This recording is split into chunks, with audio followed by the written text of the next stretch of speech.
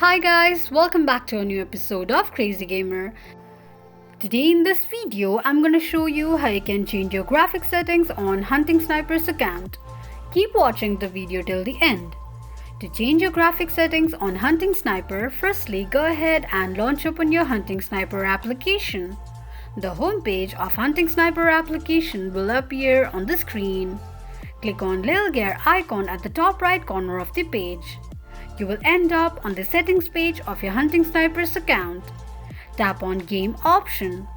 Now to change your graphic settings, choose the quality whether it's original, low, medium or high and tap on it. This is how you can change your graphic settings on Hunting Sniper quickly and easily just in few steps. If you have any thoughts or queries, let us know in the comments section. Don't forget to subscribe to our channel. Also press the notification bell icon so that YouTube will notify you whenever we post a new video. I hope this video was helpful to you. Thank you so much for watching.